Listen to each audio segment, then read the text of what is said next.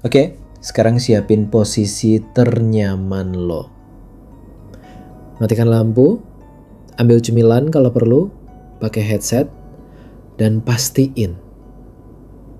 Bener-bener pastiin gak ada yang berdiri di belakang lo. Cek dulu. Serius, cek sekarang.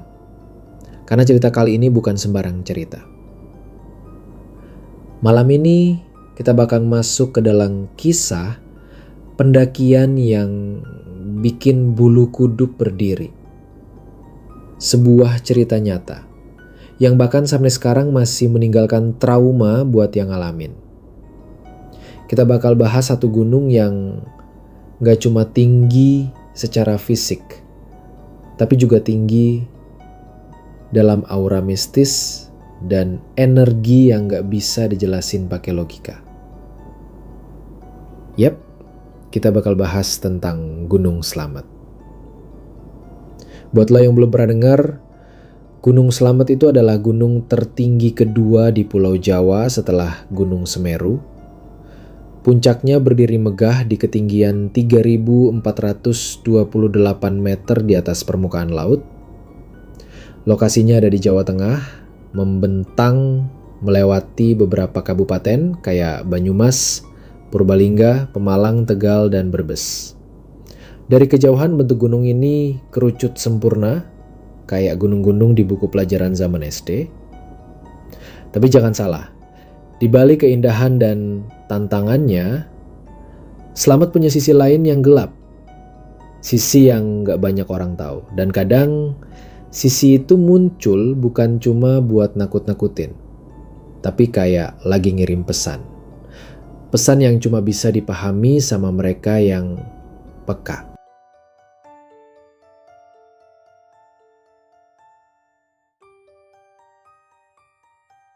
Gunung Slamet punya banyak jalur pendakian. Dari yang populer kayak Bambangan, sampai yang lebih sepi dan jarang dilalui kayak jalur Guci atau Kaliwadas. Masing-masing jalur punya karakter unik dan cerita mistisnya sendiri. Kalau lo ngobrol sama porter lokal, warga sekitar, atau pendaki senior yang udah sering naik Slamet, lo bakal nemu satu pola. Mereka selalu bilang hal yang sama. Jangan sompral, jangan bicara sembarangan, jangan buka tenda di sembarang tempat. Dan yang paling penting, jangan naik kalau hati lo lagi nggak bersih. Kedengeran kayak nasihat biasa ya, tapi percaya deh, di gunung kayak Slamet, omongan itu bukan buat gaya-gayaan. Ada banyak cerita tentang pendaki yang sombong, ngelakuin hal gak sopan di atas, dan akhirnya hilang. Ada juga yang pulang dalam keadaan aneh, kayak linglung, kerasukan, bahkan gak inget kalau pernah naik gunung.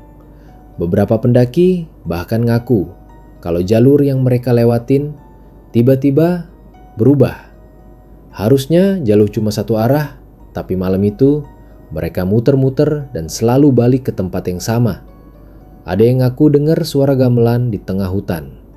Ada juga yang ngelihat cahaya api kecil di kejauhan, tapi begitu didekati, hilang.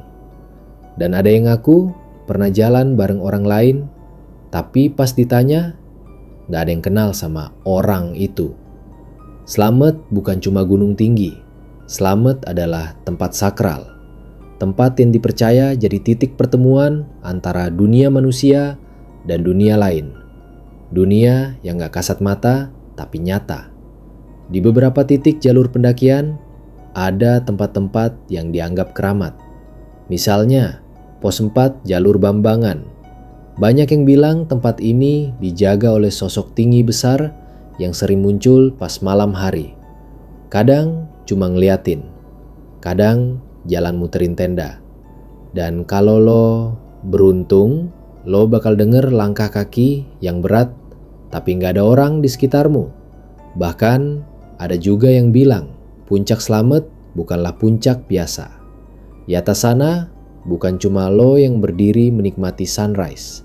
Ada yang lain yang sejak dulu udah tinggal di situ, yang gak suka kalau tempatnya dipakai sembarangan. Makanya banyak pendaki yang bilang mereka ngerasa berat banget pas jalan ke puncak. Kayak ada yang nahan atau kayak ada yang ngikut. Dan semua itu bukan cerita bohongan. Jadi sebelum kita masuk ke cerita utama, pendakian paling menyeramkan di Gunung Slamet, gue mau ingetin satu hal. Di alam bebas, kita bukan makhluk paling kuat.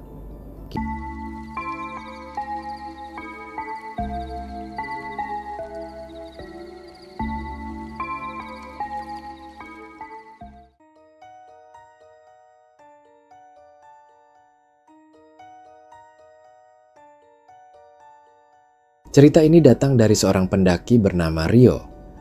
Bukan pendaki kaleng-kaleng. Ya, dia udah naik lebih dari 15 gunung di Pulau Jawa. Dari Semeru, Lau, Sumbing, sampai Raung.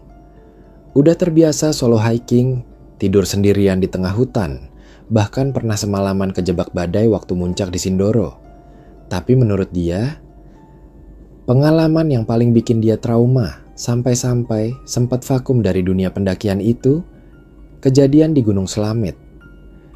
Slamet itu beda, kata Rio waktu pertama kali cerita.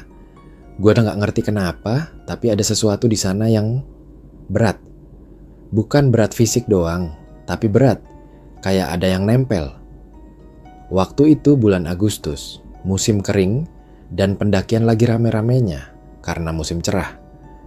Jalur udah dibuka penuh, dan banyak pendaki dari luar kota yang datang. Rio mutusin buat naik lewat jalur Bambangan, jalur yang katanya paling populer dan paling sering dipakai buat muncak ke Slamet. Karena dia udah biasa solo hiking, dia gak terlalu mikir. Dia udah riset jalur, update informasi dari base camp, bawa logistik lengkap, GPS, headlamp, dan tenda single person buat camping 2 malam. Targetnya jelas. Naik santai, nginep di sekitar pos 5, muncak keesokan subuh, lalu turun pelan-pelan. Hari pertama, semua berjalan mulus. Langit cerah, udara gunung segar, dan jalur masih bersahabat. Rio sempat ngobrol sama beberapa rombongan pendaki lain yang dia sapa pas istirahat. Ada yang dari Surabaya, ada juga rombongan mahasiswa dari Jogja. Semua kelihatan semangat, ketawa-ketawa, saling sapa kayak komunitas pendaki pada umumnya. Rio pun masih semangat dan ngerasa jalur ini nggak seberat gunung-gunung lain yang pernah dia daki. Tapi semuanya mulai berubah. Waktu dia sampai di sekitar pos 3, langit mulai mendung. Angin yang tadinya sepoi, pelan-pelan berubah jadi dingin dan bikin kulit merinding. Pohon-pohon di sekitar juga makin rapat. Bayangan mulai menutup jalur, padahal hari belum sore-sore amat. Rio ngerasa ada yang beda. Bukan karena jalurnya makin susah, tapi karena suasananya. Setiap dia berhenti buat minum atau ambil napas, dia ngerasa kayak ada yang ngeliatin. Dari balik semak atau dari sela-sela batang pohon. Tapi pas dia nengok, kosong. Gak ada siapa-siapa. Sunyi, cuma suara angin dan gemerisik daun yang kayak bisik-bisik. Awalnya dia mikir itu cuma perasaan capek, tapi makin naik, perasaan itu makin kuat. Bahkan beberapa kali dia kayak denger suara langkah kaki di belakang. Tapi pas dia berhenti dan nengok, tetap sepi. Hal aneh pertama mulai kejadian waktu dia sampai di sebuah area datar di antara pos 3 dan pos 4. Tempat itu cukup terbuka dan biasanya dipakai pendaki buat istirahat karena ada spot yang nyaman buat duduk. Rio mutusin buat makan snack dan minum di situ. Pas lagi duduk, tiba-tiba dia dengar suara seperti tawa kecil. Tipis banget, nyaris kayak suara anak kecil. Dia langsung berdiri, nengok ke sekitar, tapi gak ada siapa-siapa. Yang bikin dia merinding, suara itu datang dari arah jalur turunan. Padahal barusan banget dia lewatin jalur itu dan dia yakin banget gak ada orang. Dan anehnya lagi, gak ada suara kaki atau langkah naik. Tapi suaranya kayak deket. Kayak berdiri di balik semak doang. Rio buru-buru lanjut jalan, ngebut sampai ke pos 4. Pas sampai pos 4, dia ketemu 2 pendaki lain yang lagi masak air dan nyiapin kopi. Rio seneng banget ada orang lain. dan dia ikutan nimbrung sebentar. Tapi dia nggak cerita soal suara tadi, cuma bilang, tadi agak aneh ya jalurnya, sepi banget. Dua pendaki itu cuma saling lirik dan senyum kaku, terus salah satu dari mereka bilang, iya, makanya jangan sendirian mas.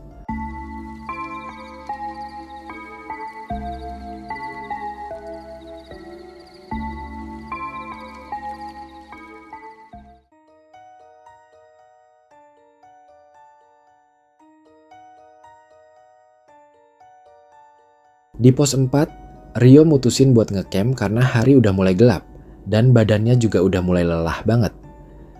Apalagi setelah kejadian nyasar tadi dan hawa aneh yang terus nempel di sepanjang jalur, dia ngerasa perlu banget istirahat. Dia nemu spot datar di dekat pohon besar yang agak terbuka, pas buat diriin tenda. Angin udah mulai dingin, kabut tipis turun pelan-pelan, tapi Rio berusaha tetap tenang. Dia bangun tenda, nyalain kompor mini, terus masak mie instan pakai telur dan kornet kaleng. Makanan sederhana kayak gitu rasanya luar biasa banget kalau di gunung. Sambil makan, dia dengar suara alam. Ada jangkrik, ada daun jatuh, sesekali suara burung malam. Tapi di balik itu semua, ada sesuatu yang bikin dia ngerasa kayak tempat ini terlalu sunyi, terlalu diam. Kayak semua makhluk alam yang biasanya aktif malam-malam gini, justru nahan diri. Setelah makan dan bersih-bersih, Rio memutuskan buat tidur lebih awal. Targetnya jelas, bangun jam 3 pagi buat summit attack, biar bisa nikmatin sunrise dari puncak. Dia masuk ke dalam tenda, masuk sleeping bag, dan matiin headlamp. Tapi sebelum benar-benar tidur, dia sempat ngedengar suara kayak ranting patah. Pelan, sekali, lalu hening. Dia mikir, paling binatang kecil. Tapi ternyata malam itu jadi malam paling panjang sepanjang hidupnya. Sekitar jam 11 malam, Rio kebangun. Bukan karena kedinginan, bukan juga karena suara binatang, tapi karena ada suara langkah kaki, pelan, berat, gak kayak suara tupai atau binatang liar. Ini jelas kaki manusia, tapi langkahnya lambat banget, kayak diseret. Langkah itu muterin tendanya. Sekali, 2 kali, 3 kali, terus berhenti. Rio langsung duduk, nahan napas, jantungnya deg-degan parah. Dia ambil senter kecil yang selalu dia simpan di dekat sleeping bag, terus buka resleting tenda pelan-pelan. Siapa tahu ada pendaki nyasar atau orang yang butuh bantuan, pikir dia. Tapi begitu dia senter keluar, kosong. Cuman kabut, pepohonan, dan gelap.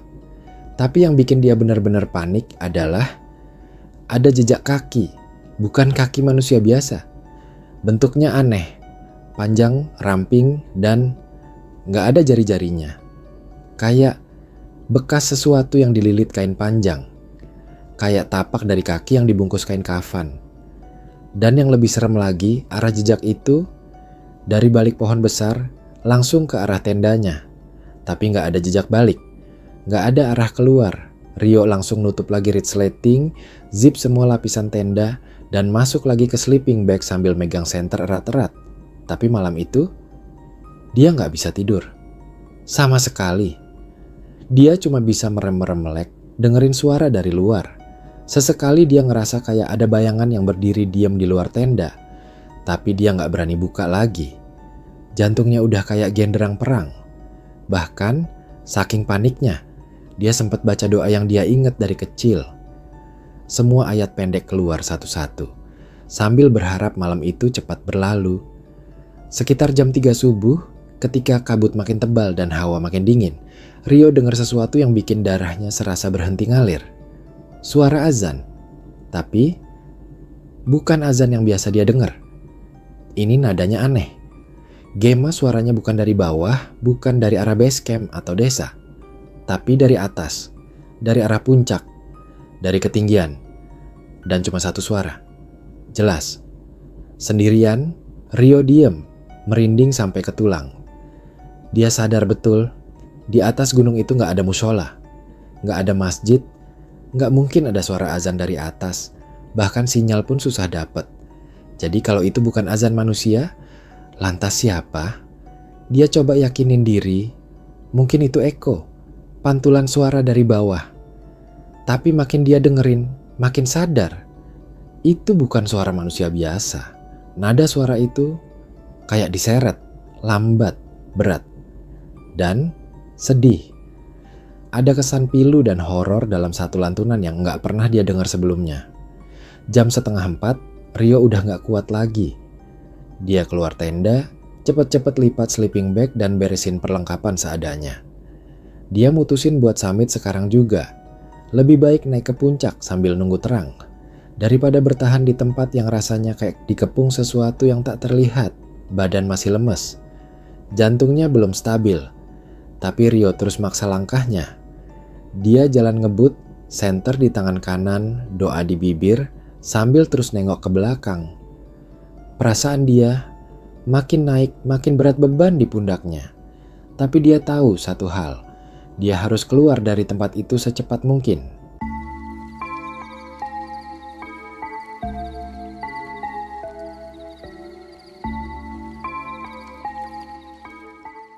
Pas jalan ke atas, sekitar setengah jam dari camp, kabut mulai turun lebih tebal. Lampu senter Rio cuma bisa nembus beberapa meter ke depan. Suara langkahnya sendiri yang nyeret-nyeret di jalur tanah bikin suasana makin horor. Hutan di sekitarnya udah mulai berkurang, tapi hawa mistis malah makin kerasa. Kayak ada sesuatu yang mengintip dari balik kabut, nunggu momen buat munculin diri. Dan bener aja, di tengah kabut, Rio ngeliat sesuatu.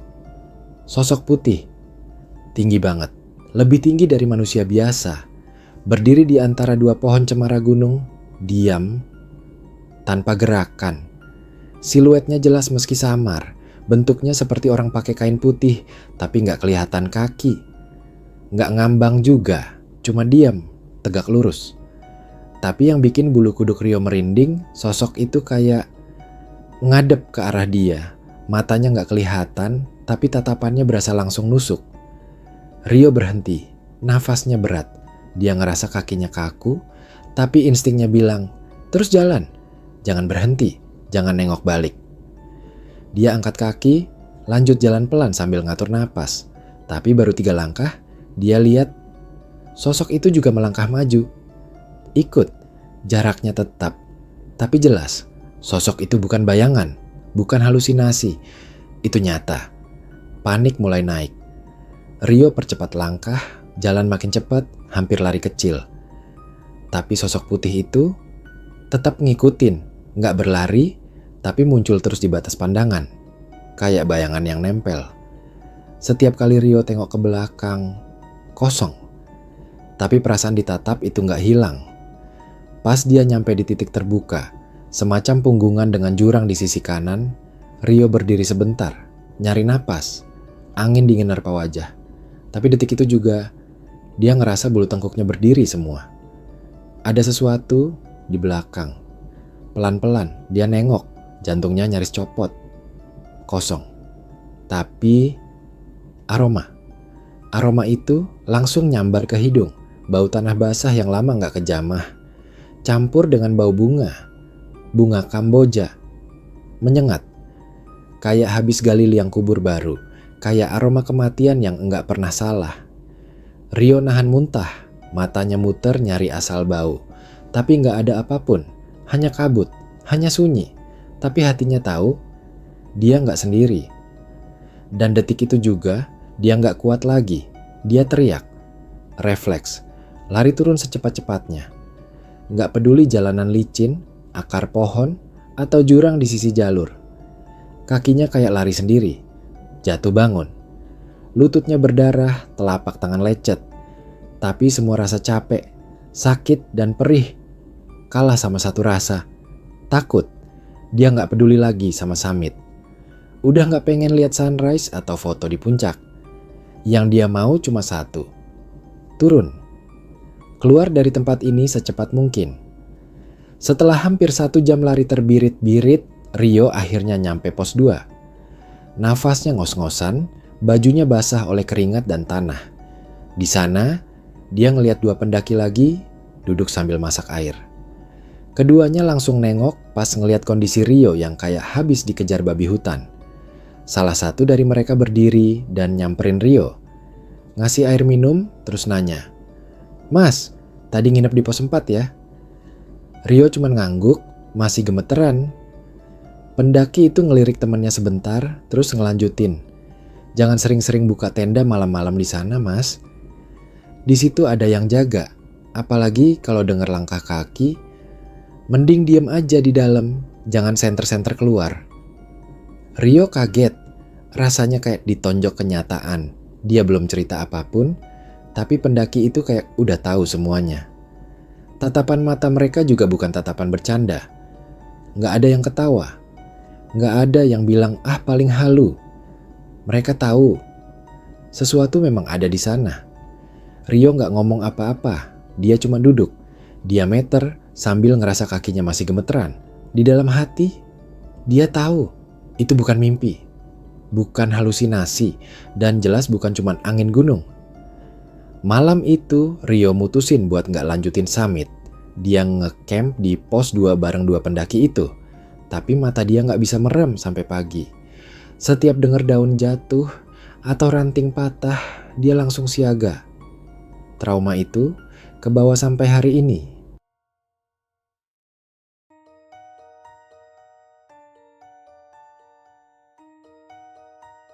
Setelah turun dan balik ke base camp, Rio cerita sama salah satu porter lokal. Dan jawaban si porter benar-benar bikin dia merinding. Pos 4 itu dulunya tempat sering dipakai buat ritual. Jadi kalau ada yang tidur di sana dan dia terpilih, bisa aja dikasih penglihatan. Sejak saat itu, Rio berhenti mendaki selama hampir 1 tahun. Dia masih sayang sama alam, tapi kejadian itu terlalu nyata buat dianggap mimpi. Tapi lo tahu nggak, cerita tentang keanehan di Gunung Slamet itu bukan cuma Rio doang. Ada cerita dari sekelompok pendaki cewek yang dengar suara orang nangis dari balik semak. Tapi pas dideketin, mereka cuma nemuin boneka bayi rusak. Ada juga yang ngelihat pendaki lain jalan bareng mereka dari kejauhan, tapi pas udah deket, wajahnya bolong. Kayak bekas luka bakar. Dan yang paling terkenal adalah cerita tentang makhluk tinggi besar yang suka berdiri di jalur antara pos 3 dan pos 4. Banyak yang ngira itu cuma kabut atau bayangan, tapi beberapa orang ngaku sempat difoto, dan hasilnya ada sosok putih tinggi dengan wajah gelap, berdiri di antara pohon pinus. Jadi, pertanyaannya sekarang, lo masih yakin mau ngecamp sendirian di Gunung Slamet? Atau lo udah pernah ngalamin kejadian serupa tapi belum pernah lo ceritain? Kalau iya, kirim sekarang juga ke email yang ada di deskripsi. Cerita lo bisa banget kita angkat di video selanjutnya.